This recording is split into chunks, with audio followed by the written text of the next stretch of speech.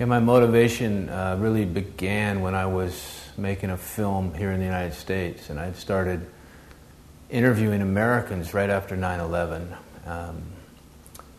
about what they knew about terrorism and why they thought we had been attacked here and whether or not they were supporting the war. But I was really trying to find out why people felt the way they felt.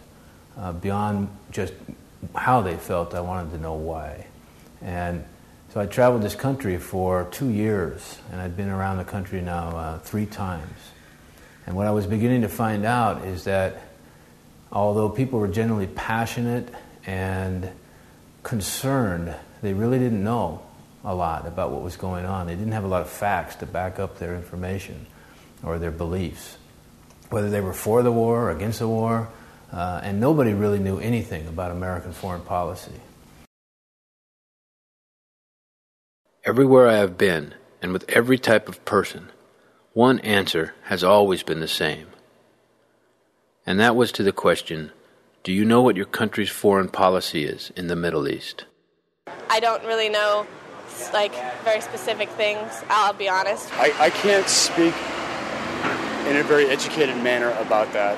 No, I'm not sure what the foreign policy is in the Middle East. Not really sure exactly what the policy is, no. No. No, I really don't. No, I don't. Actually, I don't have that knowledge. It's confused and I'm confused by it. And while I was doing that, I was beginning to realize that I was the same. I had strong feelings about what was going on, but I really didn't know a lot about what was going on. I thought the war was bad, but I didn't know our history in Iraq. I didn't know what our foreign policy was in the Middle East. And in that process, Fallujah kicked off. Fallujah, called the City of Mosques, is located west of Baghdad, in the area now called the Sunni Triangle. Fallujah is roughly the same size as Cincinnati, Ohio, in the United States. Fallujah has a population estimated to be over 250,000 civilians. On November 8th, 2004, the city was attacked by an American-led operation called Phantom Fury.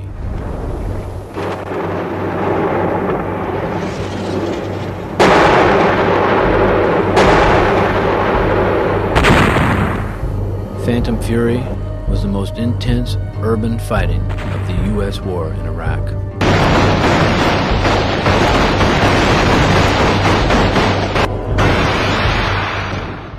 Well, I knew in my heart that war was a bad thing.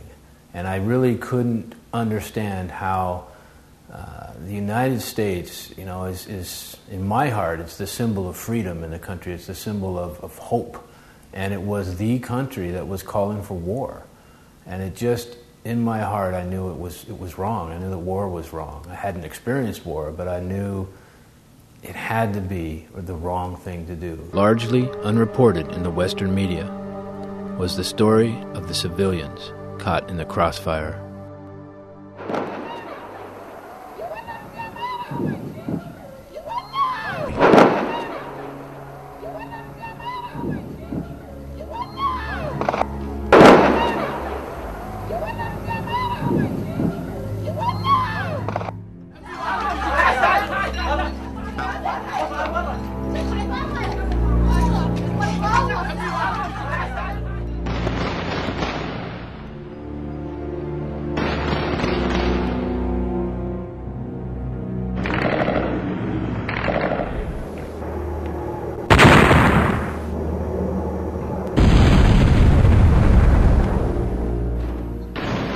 There are estimates that thousands of civilians were trapped in the city during the fighting, and there are no accurate reports of their condition or their survival.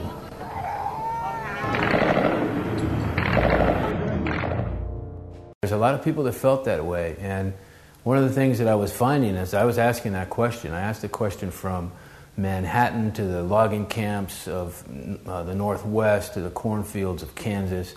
I asked people, why do you think the terrorists attacked the United States? And the predominant answer I got was, that they were jealous of us or that they were attacking our freedom. It didn't make any sense to me. So I began to really realize, yes, we were attacked, but nobody knew why. Nobody knew what the real motivation of these people were that were attacking us. And then our response, being a military response, without really knowing who these people are and why they're attacking us, I thought was it's going to go down a bad road.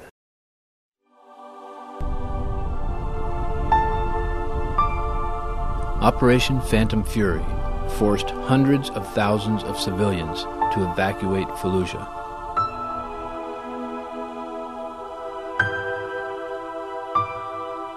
Most were given nowhere to go. They were only told to leave or to die. That question burned in me. It seemed like it was probably the most important question that was not answered from 9/11. Who were these people and what were their real motivations? What drives people to commit suicide trying to kill as many other people as they can? That's some very serious determination. And I think the question remained, why?